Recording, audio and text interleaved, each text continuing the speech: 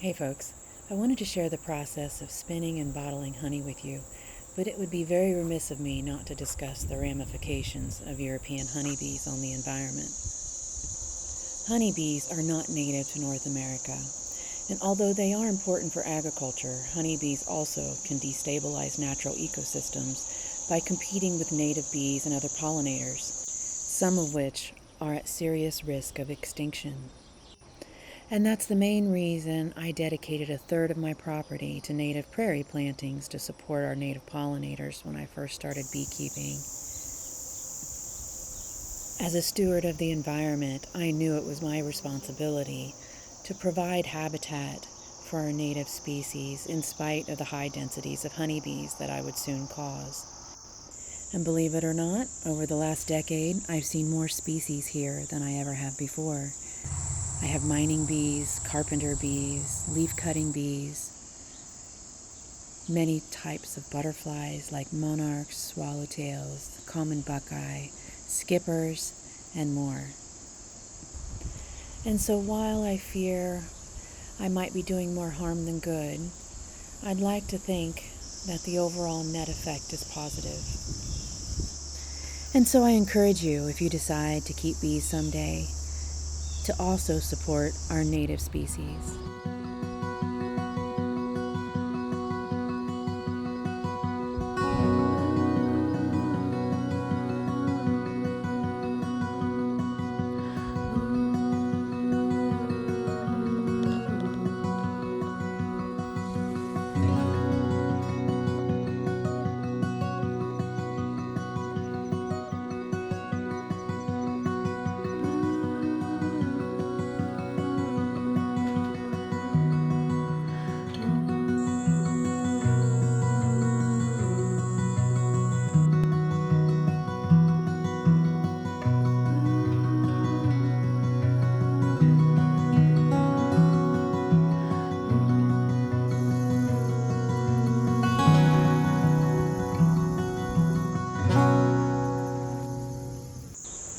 Honeybees use flower nectar as a food source. They also harvest pollen from the flowers to feed to their developing brood.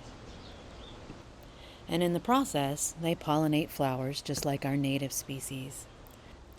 And since there are no flowers in the winter, honeybees convert some of this nectar into honey that they can use during the cold season.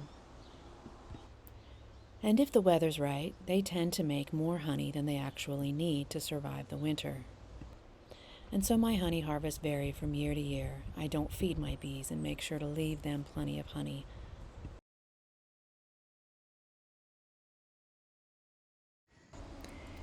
Sometimes removing the frames can be a little difficult due to this sticky substance called propolis.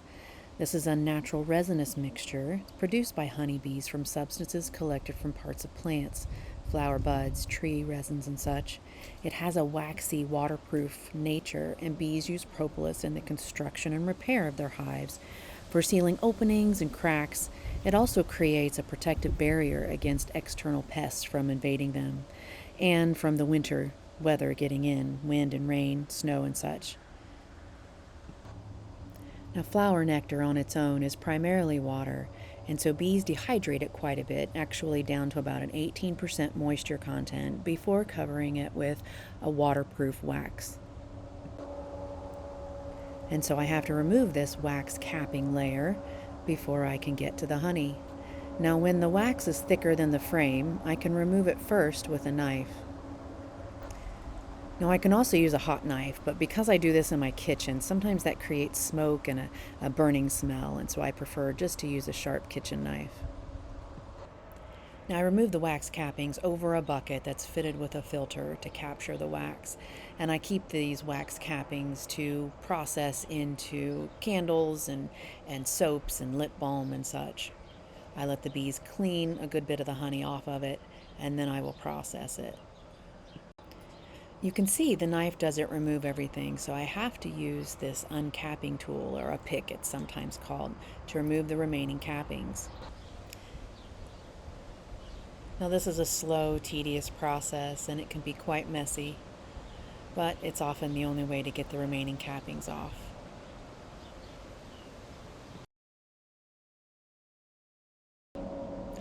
And then I place each of the frames into the extractor, which uses centrifugal force to spin out the honey. This particular extractor holds 8 frames, and it needs to be balanced in order to spin properly, just like your washing machine. And I always start with a slow speed just to make sure everything is balanced. I can usually speed it up as the process goes along. The honey is then flung along the walls of the extractor and drains down towards the honey spigot. You can see there's little bits of wax and such that are through here, and so the 5-gallon bucket that I have beneath is fitted with a fine mesh filter to capture all of that. With this extractor, I have to reverse the frames so that the honey comes out of both sides. Some extractors you don't have to do that, it's a once and done. So it's a tedious process, but it is a must.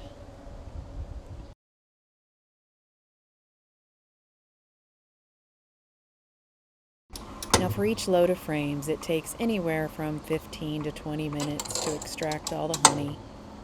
And then I simply put them into empty honey supers, which I'll put back onto the hives for a few days and let the bees clean them up so that I can store them for winter without fear of molding or spoilage.